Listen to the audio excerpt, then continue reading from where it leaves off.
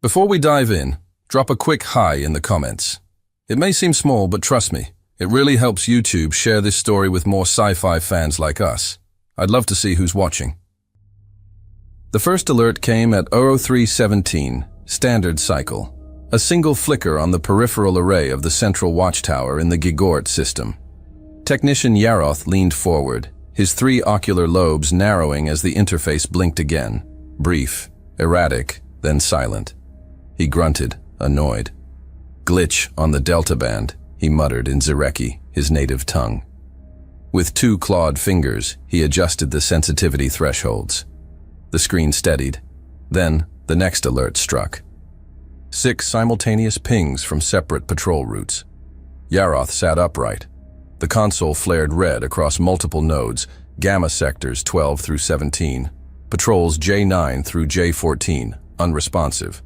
Comms, telemetry, biosigns, gone.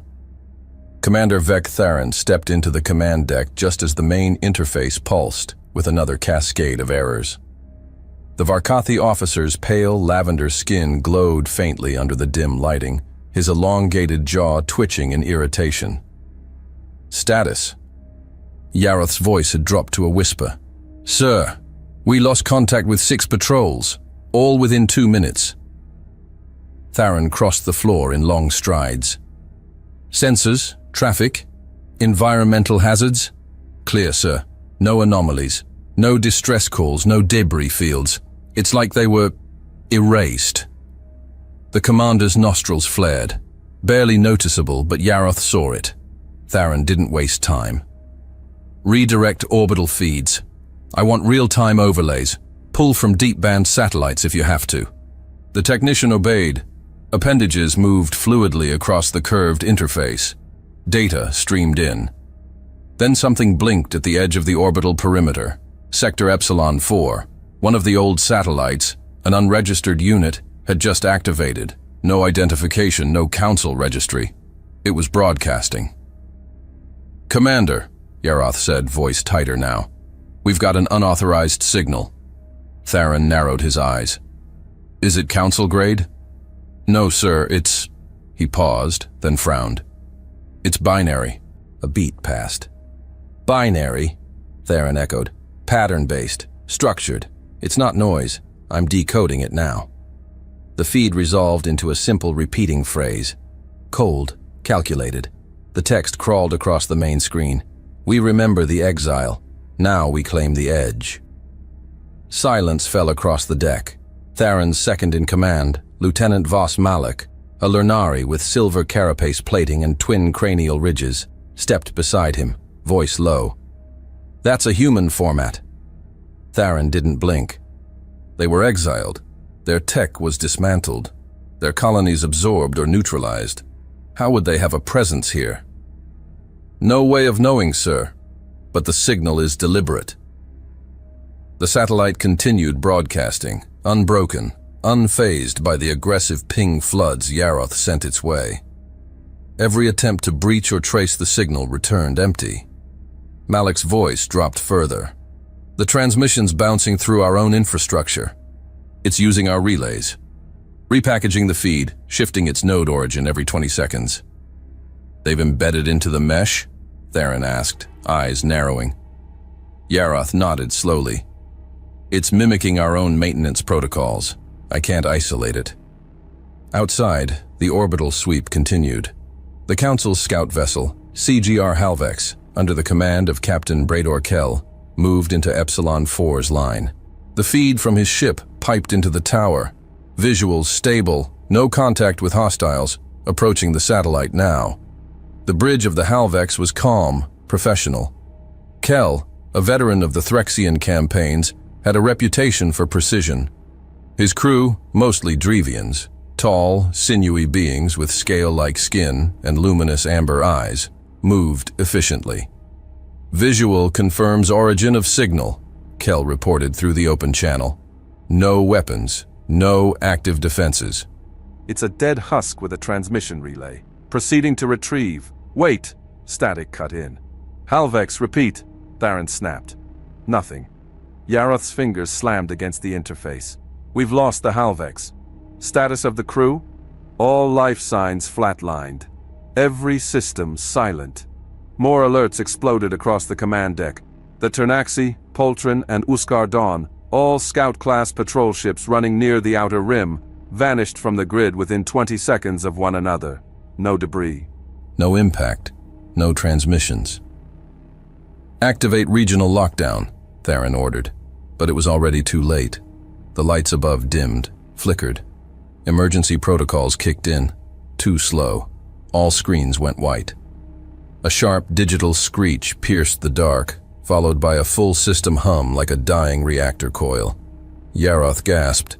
"Sir, every control relay is looping. Someone's taken over the grid."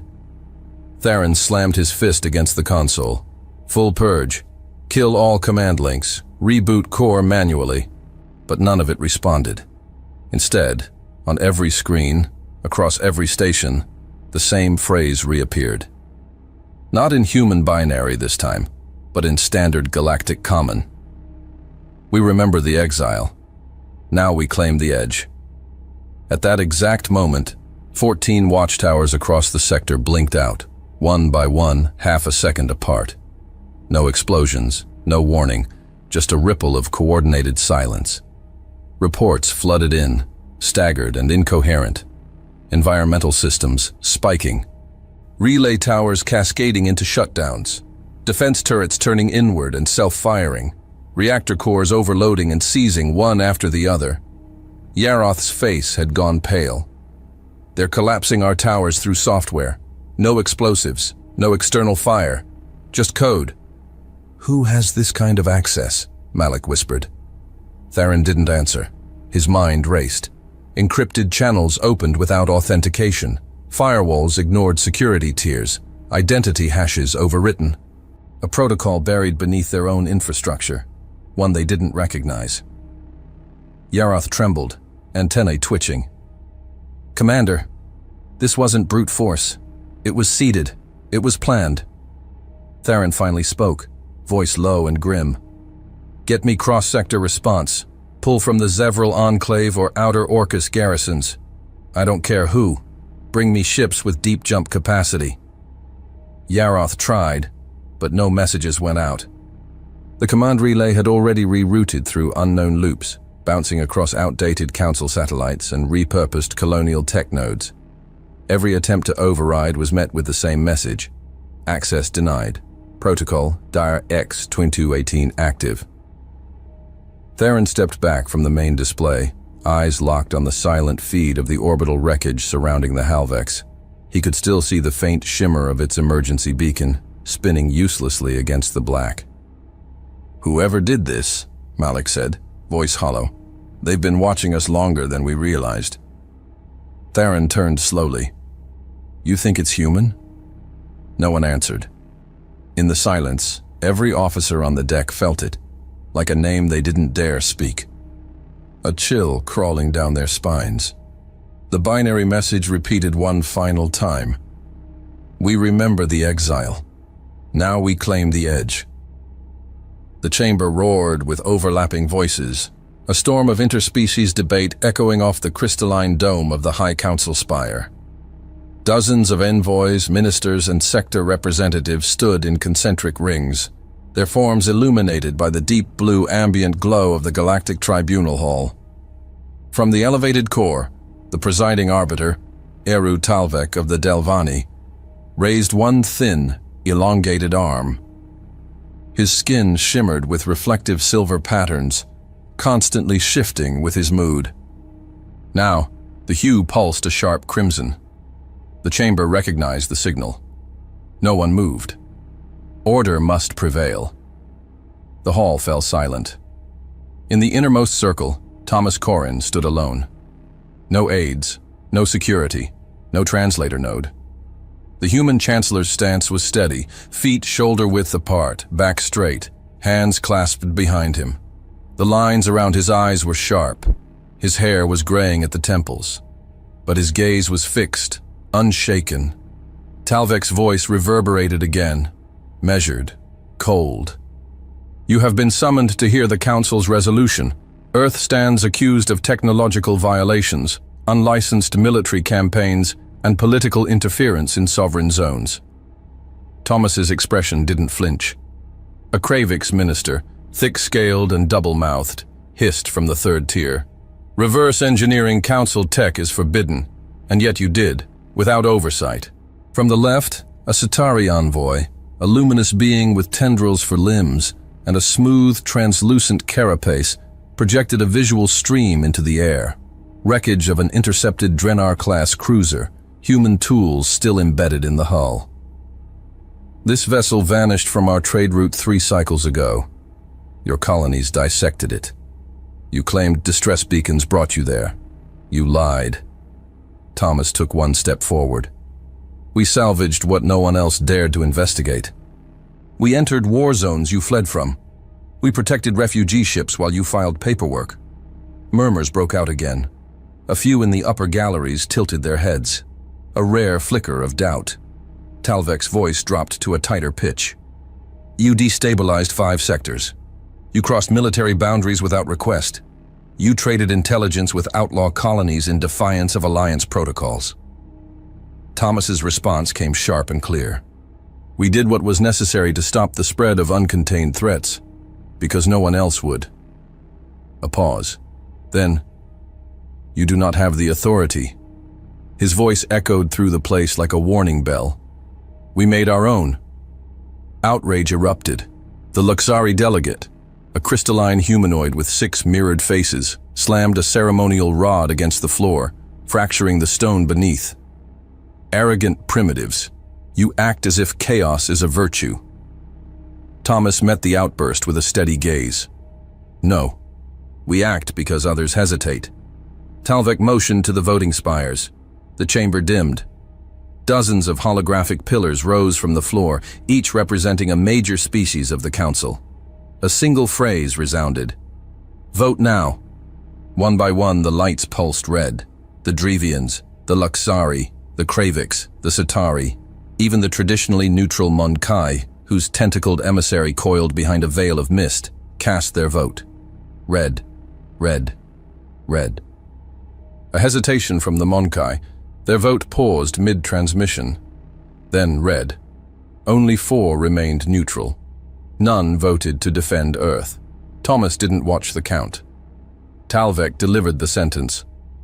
By consensus, humanity is to be exiled from the Galactic Council. Effective immediately. Silence. Thomas stepped forward. Not rushed, not hesitant. History will remember this, he said. Not for your judgment, but for your fear. He turned his back to the chamber and walked away. Within hours, the first consequences took shape. Orbital checkpoints denied passage to human freighters. Trade beacons marked Earth-aligned vessels as contaminated in major spaceport directories. Resource allocations to human colonies were frozen.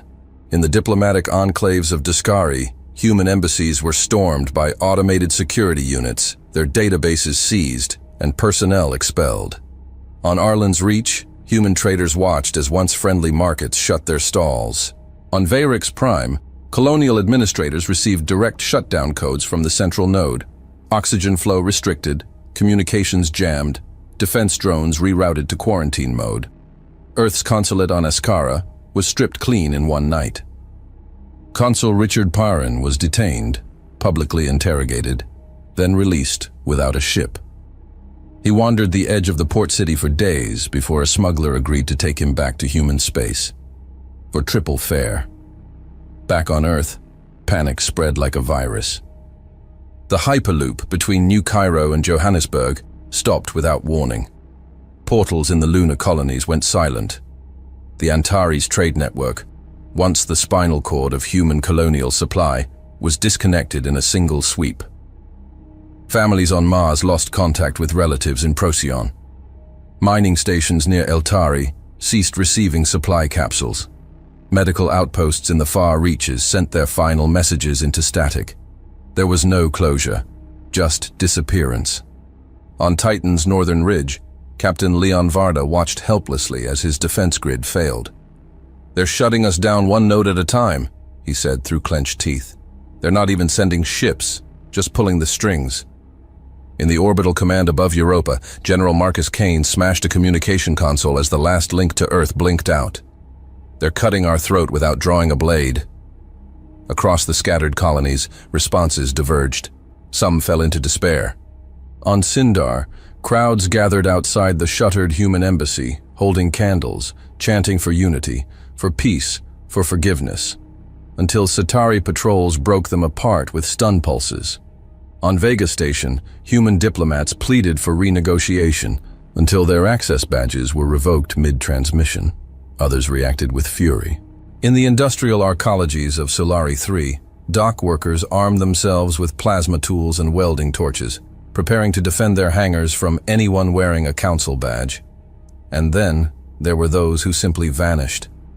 In the deeper fringes, on the edges of mapped space, groups of ex-military officers, rogue engineers, and unregistered colonies initiated lockdown protocols. Comms went dark, transponders were disabled, supply routes scrambled. They didn't protest, they prepared. In the heart of the human assembly chamber, the emergency session was held in darkness, power conservation protocol.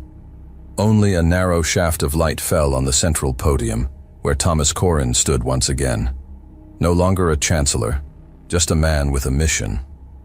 He looked at the ragged group before him. Fleet Commander Andrew Hale, once head of Earth's Outer Defense Ring. Former strategist Colburn Mace, banned from Council simulation networks for unorthodox battle modeling. Clint Vorn, head engineer of the broken colony arcology in Acus Vale. Each of them had lost something: territory, family, voice. Corrin's tone was calm. "They think they've severed us, but they've only removed the leash." He held up a data crystal. "Their tech? It's already in our hands. Their blind spots? We mapped them years ago. Their code? We've learned its pulse." He turned to the screen behind him. It lit with static, then a map. Not of council space, but of what lay beyond. "Let them close the doors. We don't need them anymore." The screen shifted. Highlighted sectors blinked red. Deep space, unmapped territory, hazard zones, worlds deemed unfit by the council. Perfect. Corrin's final words were simple. "We survive, not because they allow it, but because we choose it." And with that, the chamber fell silent. The isolation wasn't the end. It was ignition, the first breath of something new. Deep within the collapsed sector of Rhadamanthys, an abandoned lunar excavation site orbiting the burnt-out star of Drellis, dozens of human workers in patched exosuits labored under low gravity, repairing hydrocarbon extractors by hand. A sudden tremor rocked the subsurface tunnel, rattling steel decking and hurling dust into the air. Sparks flickered from exposed conduit joints as the power grid strained to keep the mine online. The atmosphere regulators had failed again. "Seal the valve!" someone shouted. The voice came from Commander Tyron Sol, former combat engineer turned operations chief for the Rhadamanthys outpost. His voice echoed down the corridor as two technicians struggled with a corroded coupler, their oxygen readings flashing red. "If we don't seal it in 10 seconds, we lose the whole shaft." He didn't wait for acknowledgement. Tyron dropped to one knee, tore a broken module from its bracket, and shoved in a rerouted cable, bypassing the surge dampener entirely. The regulators surged back online with a violent hiss, stabilizing the airflow just as the warning lights flickered yellow. Barely enough to survive, but it was enough. Far above them, in the satellite command module barely holding orbit over Drellis, Lieutenant Harris Mallin stared at a system map on a cracked screen. Multiple sectors flashed with intermittent signals, some from old council relays, others from colonies marked as unsustainable. Nothing was stable. He tapped a sequence. The old comnet was dying, but the backup node, hand-built, jury-rigged from leftover cargo drones and survey beacons, still worked. He connected. A moment later, in the wind-scoured plains of -7, a transmission reached a dome-shaped shelter half buried in red sand. Inside, General Alden Sorek watched the encrypted message unfold. One sentence, no signature. "It's time." "Sorek, battle-scarred and heavy-shouldered, walked out to the blast-scorched dunes, eyes narrowing against the acidic wind. He pulled a battered transmitter from his belt and activated a frequency unused in 13 years. Across 5 systems, similar messages were received. In the frozen crevices of Aeacus Vale, deep under ice vents and ancient tectonic scars, Chief Engineer Clint Vorn stood in a command capsule, lined with heat-taped panels and half-functioning readouts. He read the message once, then again, and began assembling his team without a word. On the edge of the Derax Belt, nestled in the fractured hull of a centuries-old mining barge now converted into a living module, strategist Colbrin Mace rose from his console. Data streamed across 3 screens, Council fleet patrol patterns, outdated but accurate. Mace rubbed his jaw and whispered to himself, "They're actually doing it." In a cavernous maintenance bay under a scorched mesa on New Anthea, a dry and broken world with ultraviolet storms, ex-Lieutenant Renko Blaine fitted a railgun mount onto a makeshift rover. He looked up as a courier dropped a sealed box at his feet. No markings, no instructions. Inside, a crystal drive, blinking once, then again. He smiled. The leaders came without ceremony. No broadcasts, no official endorsements. One by one, they emerged from the void. Thomas Corrin waited in the ruins of the old Coalition station on Ardent Reach, a decaying orbital scaffold strung together with scavenged plating. No defense grid, no functioning AI. Just a massive empty hall converted into a war room with folding tables, outdated holoprojectors, and a power core salvaged from an agricultural barge. They sat at mismatched chairs around Corrin, Sorek, Vorn, Mace, Blaine, and Hale, each bearing the marks of the frontier. Gaunt cheeks, mismatched armor, tools clipped to belts instead of weapons. "I didn't summon you," Corrin said, voice even. "I just opened the door." Sorek leaned forward.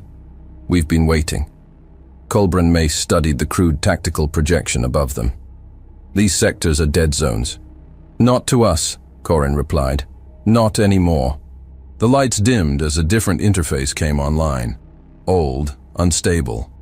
Vorn ran a diagnostic from a wrist console, bypassing security checks from a long-defunct Council AI architecture. A cold female voice crackled from the speakers, corrupted but functional. "Directive acknowledgement. Phoenix Protocol engaged. Strategic access granted." Sorek raised an eyebrow. "You brought back an AI." Corrin nodded. "Not just one, all of them. Every model banned by the Council. Stripped, rewritten, decentralized." "We're not playing safe, we're playing for time." "They'll hunt you for that alone," Mace said. "They already exiled us," Corrin replied. "What more can they do?" Reconstruction began in parts. No flagship, no homeworld. Only nodes of resistance, caches of knowledge, men with vision, networks rebuilt from scratch. In an asteroid lab once used by smugglers, Clint Vorn and his crew disassembled a wrecked Centauri frigate. Its core was intact, hybrid plasma conversion drive, Council locked. They cracked it in 6 days, adapting it for manual ignition. The engine shuddered to life on a test rig inside a carved-out rock, lighting the chamber with blue fire.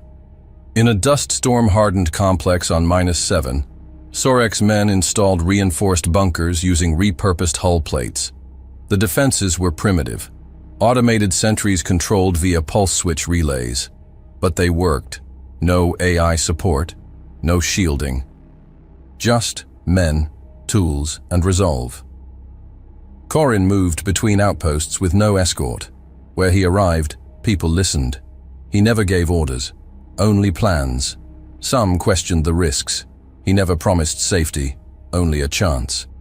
In the refitted simulator bays of the old Cerberus range, Colbrin Mace led tactical drills using patched software from defunct Council war academies. They trained in secret, sweat pooling under heat lamps, each scenario built to replicate Council doctrine, then break it. They studied Centauri tri-wave flanking, Drevian's angular bombardment, Kravik's breach spirals. Humans didn't just train to resist. They trained to outthink, to anticipate. Men sparred with neural-linked suits running hybrid protocols, half legal, half stolen. A single motto printed on the walls: know them better than they know themselves. Elsewhere, in the black between systems, the first nodes of the new intelligence web went live. Agent Derek Hahn operated from an old survey shuttle modified for deep scan masking. He routed surveillance pulses through 3 abandoned satellites, recording transmissions from Drevian patrols along the border. He didn't send messages. He embedded data inside maintenance packets and rebroadcasted them as noise. A full network was forming, not centralized, but cellular. Every unit autonomous. Every agent trusted. Nothing routed through Earth. Earth was irrelevant. On a scorched moon called Helix, once dismissed as uninhabitable, a central command uplink came online. It wasn't big. It wasn't armored. But its transmission matrix was laced with stolen Council encryption seeds, gathered over years, hidden in data fragments, cross-compiled by Vorn's team and refined by Corrin's directives. From that uplink, the message went out. We do not rebuild what we lost. We build what we were denied. It wasn't a rebellion. It was a blueprint. The myth hadn't started yet. But the movement had. And in the deep dark, along the broken edges of galactic maps, the humans began to vanish, not in defeat, but like shadows, not scattered, coordinating. The explosion was silent in the vacuum of orbit, but the rupture lit the underside of Station Hexar with a bloom of white fire. Internal power flickered once, then the lights died. Inside, gravity dropped to near zero as emergency stabilizers failed. Screams echoed through the maintenance halls, not from injury, but from confusion. A technician, Drevian by the look of his skin, scaly with deep blue ridges, floated mid-air, clutching a manual override panel. Someone just shut down our thermal buffer. That wasn't a system fault. In a lower deck, hidden behind a collapsed bulkhead, Sergeant Elias Ward adjusted the power gauge on his gauntlet. The overload charge he'd placed had done its job. No alarms, just an internal shutdown cascade. Around him, 4 others in refitted environmental suits moved quickly, using Council-issued maintenance tags. No insignias, no weapons visible. Stage 1 complete, Ward whispered through the internal comms. The others nodded. Phase 2 began immediately. Data siphon. Specialist Ron Brenner slid through a ventilation hatch and dropped into the comms room. The Drevian operators were unconscious, slumped over their consoles, victims of a custom-engineered neuropulse embedded in a rerouted atmospheric filter. Clean, non-lethal, temporary. Ron popped open the server casing, plugged in a crystal blade, and started the transfer. Firewalls tried to mount resistance, but the software had already been trained on similar models in the simulations. The system bent with minimal friction. Elsewhere in the sector, 3 separate Council stations reported temporary loss of thermal containment, communications, or environmental control. Different worlds, different species, same signature. No blood, no bodies, no footprints. Only missing data and internal error logs, rewritten in native code. Operation Echo Lance was in motion. The second infiltration took place at Haven Post 9, a civilian shipping hub orbiting Mons, primarily staffed by Luxari bureaucrats and Monkai engineers. Luxari, tall, faceted crystalline beings with fluidic light cores. Monkai, mist-bodied analysts, their vocal tones harmonized in triads. The human team arrived disguised as incoming transporters, refugees fleeing from a phantom radiation leak. The identification was valid, forged months earlier with codes pulled from real disasters. No one questioned the paperwork. The Luxari valued efficiency, not emotion. Agent Tyron Hask limped across the entry corridor with a fabricated leg wound, wrapped in synth gauze and dripping with staged plasma. He was scanned, cleared, and waved through. Inside the security office, he pulled a node jack from his collar slipped it into the port behind the desk, and began uploading the ghost command, a looping admin override that would ping false reports across the station, keeping the Mon-Kai distracted with diagnostics. His partner, Juno Marek, moved deeper into the infrastructure spine disguised as a vent repair technician. He dropped micro-extractors into 3 relay nodes, each no larger than a coin, each set to activate in 10-minute intervals. None would breach the network. They would read it, quietly, recursively, and completely. They were gone before the station even noticed. The third infiltration failed, at least on paper. At Relay Gamma Verta, a frontier listening post managed by Threxian auxiliaries, bipedal, tusked aliens known for their redundancy and resistance to deception, the infiltration team was exposed mid-entry. A security scanner picked up anomalous heat patterns beneath one agent's clothing. They opened fire. Agent Corin Vale was hit twice. He shoved the rest of the team into the corridor shaft and manually sealed it behind them before activating a localized EMP grenade, frying the scanner and the floor grid beneath his boots. The system blacked out. When Council reinforcements arrived, they found an empty hallway, the infiltration team gone, and the command uplink sliced clean through with precision tools. A single Council-issued datapad lay on the floor. It had been repurposed. Its sole file read, "We wanted to see how fast you'd blink." But these were just rehearsals. Lyricon was the real thing. Lyricon had once been a transit node, now a tactical depot, mid-tier in security, high value in data rotation.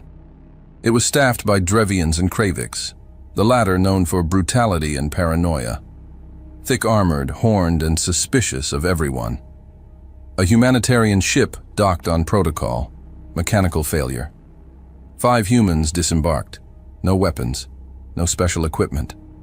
Just toolkits and Council-authorized ID badges for onboard maintenance work.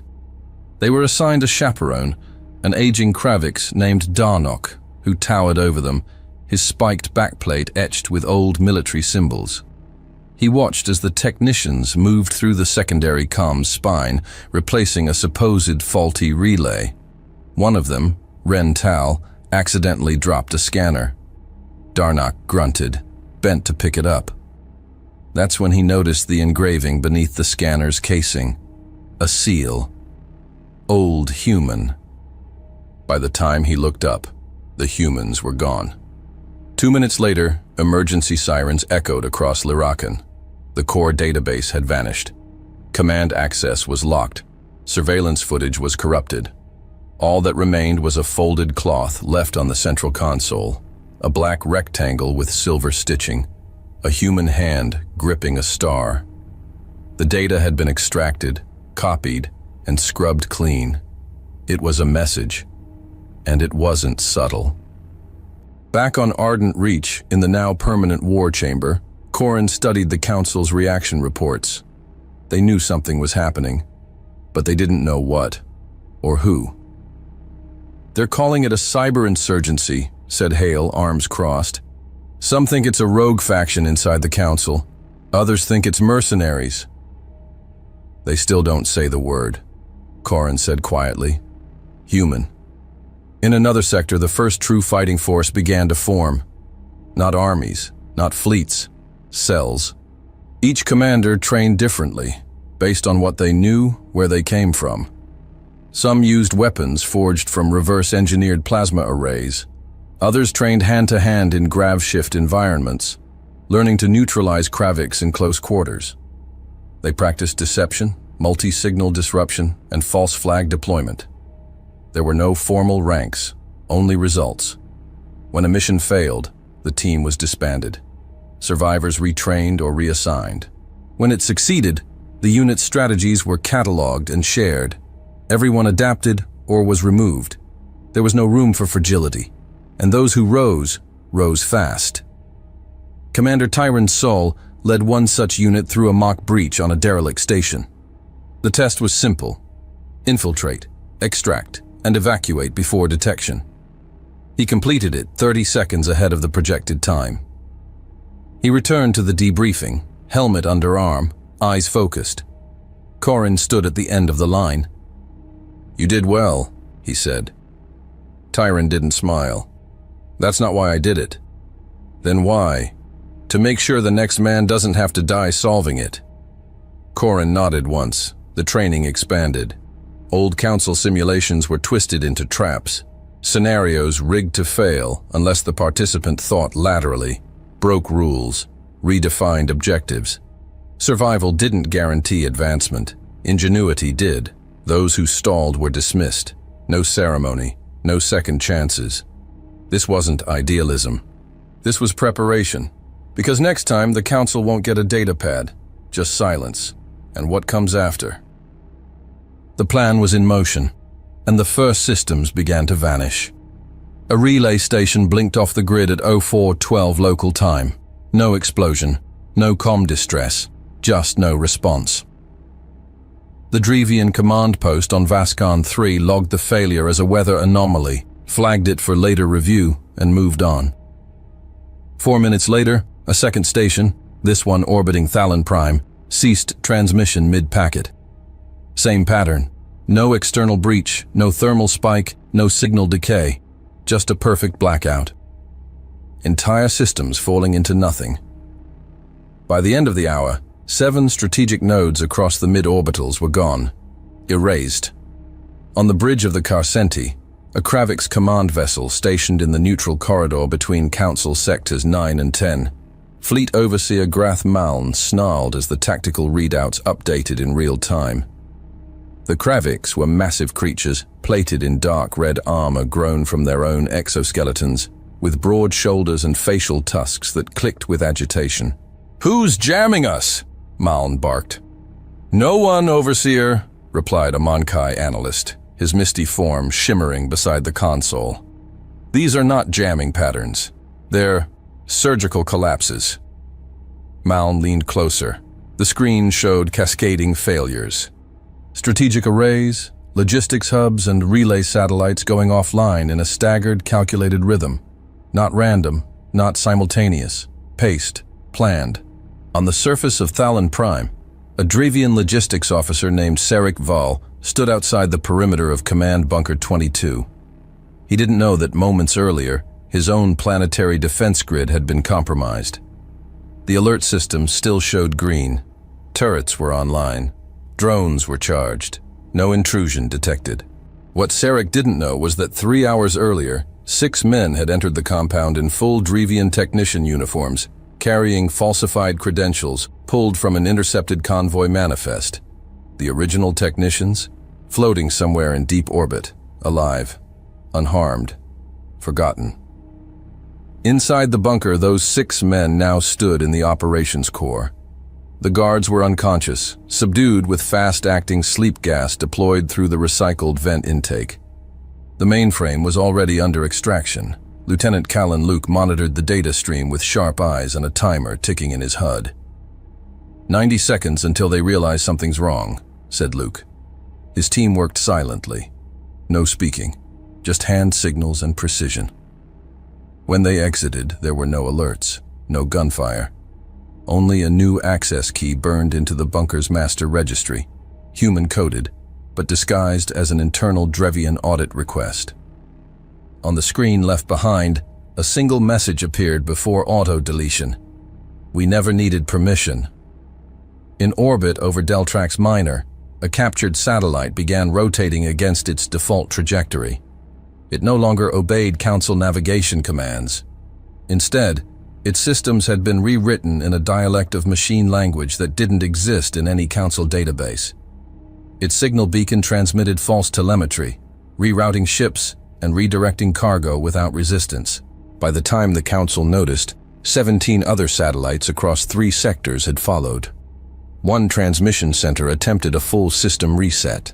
The satellite responded by self-destructing its core and triggering a cascading feedback pulse into the local control array, frying every console in a 30-meter radius. It wasn't sabotage, it was design. In each affected world, the pattern repeated. On Jaros 5, Kravix military outposts experienced drone malfunctions. Armored walkers turned in the wrong direction. Defense turrets flagged their own patrols as foreign targets. No casualties occurred, only confusion and delay.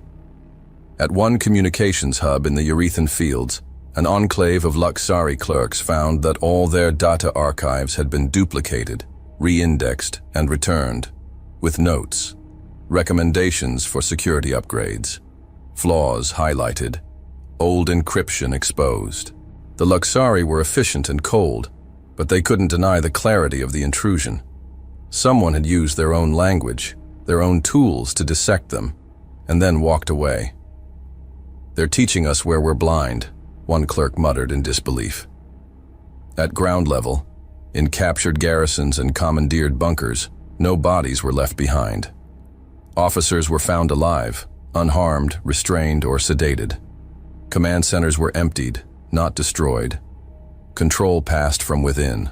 At Outpost Brillian 6, located near the volatile borders of the Kravix zone, the base commander, a heavily augmented officer named Rak Tor, woke up face down on his own command deck. Every door was sealed, every weapon rack was locked. Every access point required new credentials. Credentials now tied to an ID registry that didn't exist 2 hours prior. And on the console in front of him, in place of the usual council insignia, a new sigil glowed faintly. A hand gripping a star. He punched the screen. It didn't respond. In orbit, the Carcenti received partial logs of the event, but they couldn't determine the point of entry. The entire network structure had been shifted to a ghost partition, one not mapped on any council protocol. Engineers called it impossible. The Monkai analysts called it art. The collapse of logistical cohesion spread like a virus. Supply lines tangled in conflicting orders. Border patrols received transit reroutes from authorized sources that didn't exist. Civilian vessels were redirected to dead sectors. Council officers stopped trusting their own systems. Commanders grew paranoid. Operations stalled. The flow of information fractured. Back on Ardent Reach, Thomas Corrin stood in front of a massive curved interface in the war chamber. It displayed sector-by-sector logs of every blackout, every repurposed relay, every untraceable breach. Behind him, strategist Colbran Mace reviewed the AI-generated adaptation reports, tactical models built on harvested council behavior. "They're reacting," Mace said, "slow, erratic, disorganized." One Kravix cruiser just ignored its own escort signal. "Thought it was fake," Mace added. Corrin didn't smile. "That's because we didn't break their systems. We made them doubt them." In the silence that followed, Commander Tyran Saul stepped forward. His team had just returned from an infiltration on Vathir Station. No losses, 1 prisoner released, 2 AI cores retrieved. "We left them a question they can't answer," Sewell said. "That's worse than a scar." In every operation, the humans left a trace, not in destruction, but in disruption. Power rerouted, access denied, protocols overwritten.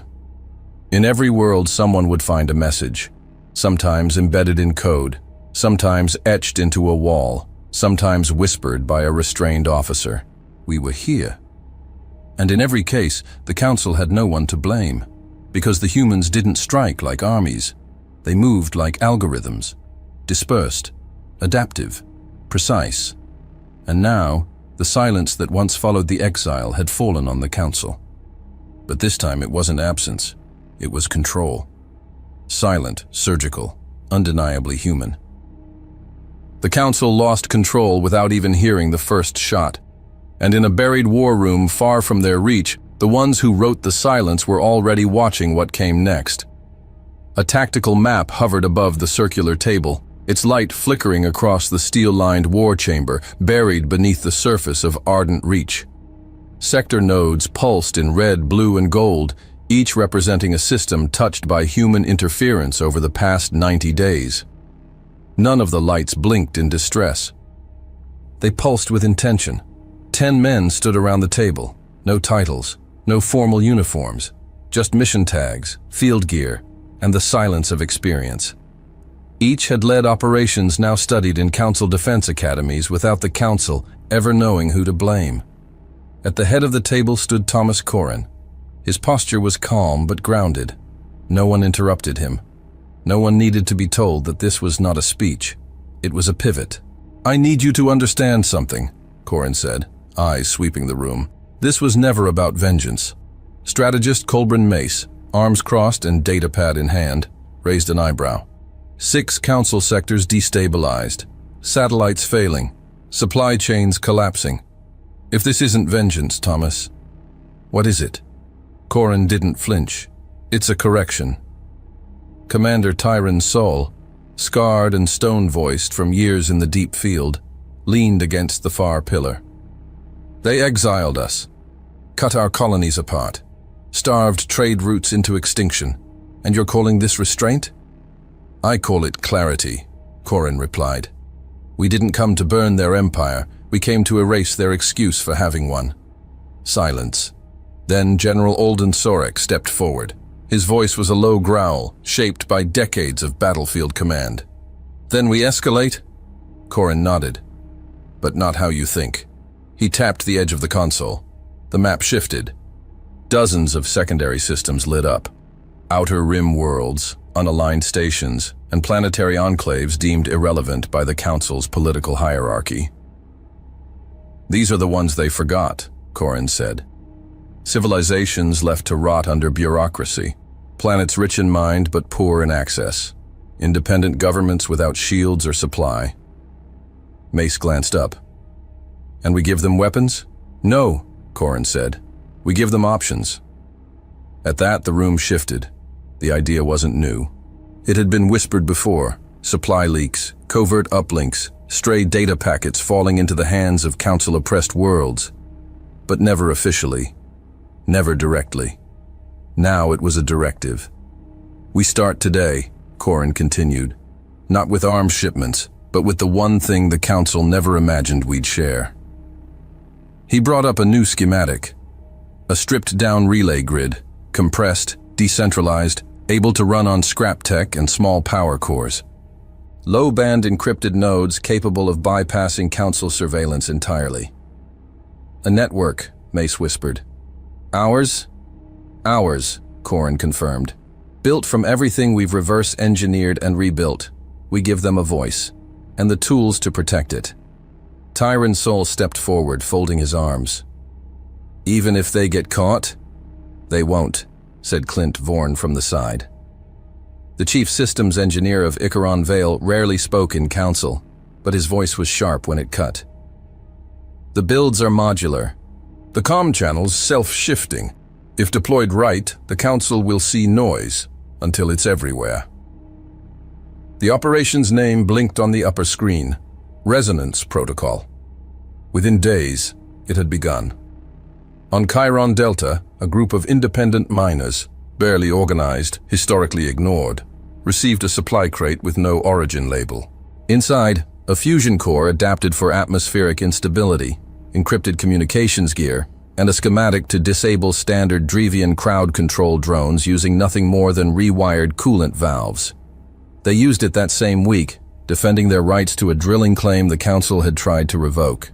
On Lyce Terran, a neutral research outpost manned by Luxari biotechnicians received a strange burst through an old telemetry tower, manuals in their own language, referencing weaknesses in Council biosurveillance drones. No attacks followed, but the next Council inspection was cancelled, without explanation. On Malin's Edge, a Kravix-aligned governor was overthrown without violence. His own guard turned against him after receiving evidence of bribes, falsified reports, and strategic blunders, all wrapped in a data packet traced to a ghost node bouncing from the Vithari spine. No one could trace the source, and in every case, no one ever saw a human. On Poltrax Prime, the local council suspended elections after the emergence of anonymous transmissions exposing vote control by Luxari operators. One source: a field transmitter buried beneath an abandoned mining shaft, running on human protocol. It wasn't a revolution, not yet, but it was a fracture, and the first to make the elites flinch. The council didn't know how to respond, because there was no declaration, no fleet on the move, just influence, leverage, spread like breath through cracks in old walls. Back in the chamber, Sol tapped one of the blinking systems on the map. You're undermining their structure without lifting a rifle. Corin nodded. We were never outnumbered, just underestimated. General Sorek's voice rumbled again. This turns their own rules against them. No, Corin said, turning toward the room. It shows those rules were never real. The debate wasn't without resistance. Marcus Kane, veteran of the far reaches and former commander of Earth's last orbital defense ring, paced slowly near the far console. If we hand this to them, some will fight, others will fracture. Civil wars could break out on these worlds. Corin agreed. Some will misuse it. Some always do. Then why? Kane asked. Corin turned fully to face him. Because when you're free to choose wrong, you're finally free to choose right. A silence fell that no one tried to fill. Mace finally broke it. So this is the next phase? No, Corin said. This was always the phase. The Council tried to cut us out. What they did was carve open a space big enough to fill. Tyron Sol crossed the chamber and placed a data shard onto the central table. Vathir's garrison is gone. Left them with their codes and one solar battery. Response? Corin asked. Sul gave a half smile. They started fixing their own shields. Elsewhere, on a moon barely catalogued in the archives, a set of children gathered around a training terminal. Not for weapons, but languages. They were learning Setari, Kravix, Luxari command syntax. Human instructors guiding them not to destroy, but to understand. It wasn't charity, it was investment. As data flowed outward, a new rhythm began pulsing through the sectors. Worlds long ignored now speaking in a new pattern. It wasn't loud, not yet. But the Council felt it. A dissonance forming, a cultural resync outside of their control. And behind it all, no flag, just fingerprints, ideas, tools. On Ardent Reach, Corin turned away from the map and toward the men still watching him. We've been hidden long enough, not because we were weak, but because we were building something that couldn't be silenced. And then, he spoke the words that would be repeated, quietly, in new tongues, on distant stations and dusty outposts, long after he left the chamber. Freedom doesn't begin with fire. It begins when someone decides not to ask anymore. 2 weeks had passed since the first resonance packets had gone live. What had begun as whispers now moved like current. Civilizations once isolated by fear or policy were sinking, broadcasting not under a flag, but a pattern. Not human in species, but unmistakably human in structure. Smoke curled through the cracked vents of Kalar Station's southern concourse, drifting like a warning no one could ignore. A teenage boy with grease-streaked arms climbed onto a rusted cargo crate. In his hands, a cloth banner, black, stitched with silver thread. A hand, clenched around a star. Below him, workers and traders raised their fists. Someone lit a torch. On Verax 2, Prime Minister Jolan Trell, an aging Luxari official with fractured prism skin and fading bioluminescence, stepped onto the public forum of his capital to deliver a message broadcast in 5 planetary dialects. We are suspending diplomatic and logistical alignment with the Council. Effective immediately. His statement spread faster than any Council-issued countermeasure. Trell's transmission was encoded and mirrored across dozens of open network forums before the Council's AI filters could quarantine it. The phrasing had been carefully lifted, word for word, from a template found embedded in a captured satellite 2 cycles prior. The signature on the bottom corner, none. Just a soft watermark of a clenched hand. On Mael 9, a Kravix warlord named Varn Thok, once a staunch enforcer of Council trade embargoes, held a public tribunal. Not to punish defectors, but to expose the collusion of Council envoys who had siphoned planetary defense funds into private accounts.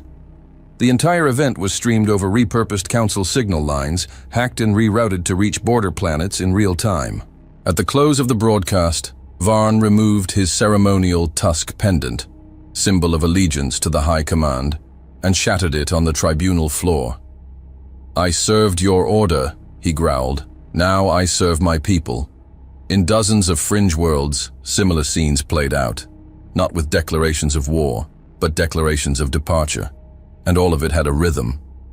In a cargo bay on Tavek Station, a Centauri child traced a star with his finger on the floor, not because someone taught him, but because he saw it, glowing, on a screen salvaged from a broken human pod. On the monitors inside the strategic chamber of Ardent Reach, Colburn Mace watched it unfold. Redacted comm logs, intercepted broadcasts, social loops turned viral. The pattern wasn't chaos, it was orchestration. "They're not just walking away," he said aloud. "They're sinking to something else." Thomas Corrin stood behind him, arms folded. That was the point. Across the sectors, the Council scrambled to suppress the momentum, but it was already beyond containment. Forums once considered low priority, discussion nets, mining consortium logs, agricultural barter nodes, now served as echo chambers for the new ideology. Not a nation, not a species, a structure. In the docking rings of Centauri Hub 5, a senior engineer named Tolan Rav, four-armed and crystalline-boned, refused a council refueling order.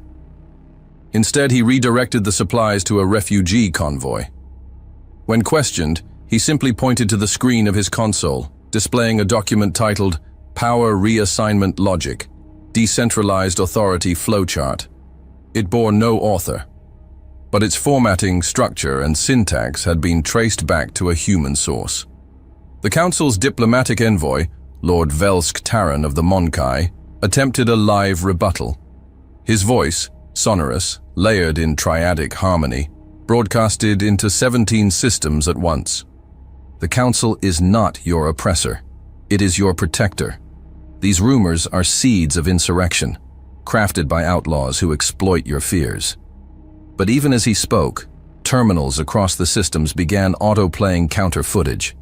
Luxari market raids, Kravik's conscription camps, Monkai suppression drones in outer rim colonies. The footage was real, unedited, just forgotten, until someone reminded them. On the orbital station of Nurith, Council enforcers stormed a crowd gathered beneath a burned-out comm relay. They expected violence. Instead, they found silence. Thousands standing shoulder to shoulder, holding up small squares of reflective metal. Not weapons, mirrors. Each etched with the symbol of the human hand. They didn't fight. They just refused to look away. The Council convened an emergency session in Sector Hall 9. 17 species represented. 2 abstained from entering the chamber at all. The rest argued in circles, demanding sanctions, data tracing, kinetic solutions. Grand Executor Val Siren of the Drevians slammed a clawed fist onto the round table. They're not sending fleets, they're sending belief. And it's spreading faster than we can compute. Fleet Commander Orvac of the Kraviks, broad-chested, tusks filed into ceremonial shape, stood with arms crossed. Then we strike. Wherever the infection routes, we cut it out. Only the emissary of the Vithari sat in silence. He didn't vote. He didn't speak. He just stared at the hand-shaped symbol flickering on his portable console, pulsing in quiet defiance. Even the Monkai did not object this time. The vote was unanimous. Retaliation was authorized. In the shadow of Jalari's moon, the Xanthis Valor, Threx Dominion, and Council Standard rendezvoused with 36 other cruisers to form the core of the Council's first unified Retalia force in over 70 cycles. Admiral Tarek Gal, a Luxari of high refractive status, stood aboard the command deck of the Xanthis Valor, eyes locked on a projection of human sectors, no longer labeled as lost, but simply marked redacted. He gave no speech, just one command: reclaim the narrative. But the moment the Council fleet activated its deployment sequence, a wave of logistical failures swept through their network. Fuel orders rerouted to ghost depots. Deployment codes already expired.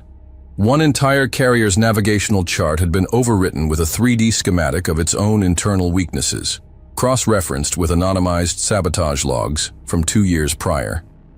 Each log ended with the same digital seal. You ignored the fault. We made it strategy. On Ardent Reach, Corin stood before the same men who had followed him since exile. The room was quieter now, not tense, just waiting. "They'll move now," said Tyrant Soul. "Let them," Corin replied. "We didn't pull them into war. We showed them they were already losing one." Mace closed his datapad. Corin turned to him. His voice was calm, firm. "Then it's time they understand. Erasure only works on things that stand still." And in the depths of Vaughn's engineering bay, a new satellite node, Vigilant 7, came online, already moving at 14,000 miles per hour around a black star. Out in the edge stations, symbols of the Council flickered, burned, and were replaced. Not always with flags. Sometimes just with ideas. Shared files. Local leadership. A new question asked aloud. Who decides what's worth surviving? And in the darkness between systems, fleets moved. But so did something else. Something quieter. Something faster. The collapse had begun, and it wasn't loud, it was inevitable. The command deck of the Xanthus Valor buzzed with low murmurs and flickering status lights as final deployment orders queued for transmission. Outside the viewport, Council warships drifted into formation like a row of sharpened blades. Admiral Tarek Gal stood rigid beneath the chamber's refracted dome, his Luxari armor pulsing faintly with internal heat as he reviewed the last authorization codes. 57 cruisers across 4 sectors, synced and ready for full spectrum engagement. "Fleet synchronization confirmed," the operations officer barked. "Command uplinks clean, awaiting jump protocol ignition." Gal gave a nod. Gal's eyes flicked to the main view. "Ignite jump protocol." But the stars didn't shift. Every screen went black. No flicker, no transition, just silence. Then, "Your silence forged us." And then a voice, steady, male, unmistakably human. "Your silence forged us. Your arrogance empowered us. We are no longer waiting." There was no origin point. The signal came from everywhere and nowhere. Not triangulatable, not jammable. It echoed through every channel in the fleet, down through the dry corridors of buried listening posts, across training facilities, resource relays, and even dormant Council AI cores long thought inoperative. Every soldier, every officer, every algorithm heard it. On Palantris base, General Kren Vol of the Kravix attempted to cut the relay manually. The override locked his own console, then replicated itself across the training hall's internal systems. His command footage was erased, replaced by a slow pan of a refugee settlement recently liberated from Council taxation directives. At the bottom, human script translated into Drevian, Kravix, and Monkai. "We didn't free them. They freed themselves. We just reminded them how." Back on the Xanthus Valor, chaos churned. "We've lost internal sync," shouted one Luxari technician. "Targeting relays are blind. Comms are ghosting. Sir, it's on every deck." Gal stared at the central display. The map of redacted sectors no longer blinked passively. It pulsed. And as the fleet reeled, reports flooded in. Council relay hubs, abandoned 2 cycles prior, were now fully active, routing non-Council data with perfect precision. But it wasn't just machinery coming back online. It was reflex, a body remembering how to breathe. Border settlements, once neutral, had begun broadcasting civilian defense codes restructured in unfamiliar frameworks, faster, decentralized, dynamic. When the Council attempted to trace the architecture, they found source data loops wrapped in hybrid languages that mirrored human syntax, but weren't human anymore, because they'd evolved. On the far edge of the Outer Rim, in the sprawling megaport of Erlis Cross, a crowd gathered in the central plaza. The port had once been a hub for interspecies trade, thick with banners of Council authority and automated patrols.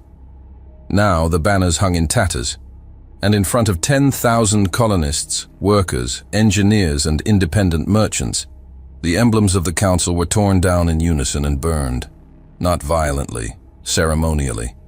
The flames licked the sides of the plaza as figures stepped forward, Men wrapped in worn military jackets, scavenged armor pieces, and cloth bearing a single stitched symbol, the human hand wrapped around a star. The people didn't cheer, they didn't chant, they simply stood, silent, looking upward. And then, they saw it. Breaking through the clouds, a ship descended slowly, massive, asymmetrical, brutalist in design, nothing sleek, nothing graceful, but its presence was undeniable. Its engines didn't roar, they hummed, deep and resonant, the frequency vibrating through the bones of those watching below. The Indictus, human-built, but not earthbound. It hovered just above the skyline, casting a long, solid shadow over the crowd. No weapons deployed, no message broadcast. It didn't need to. The crowd watched, stunned, not by the threat of destruction, but by the weight of presence. And across the port, civilians stepped out of their buildings, out of storage bays, transit hubs, freight cores, drawn to the silence. One of them, a boy barely 10, reached up and touched the side of his data slate.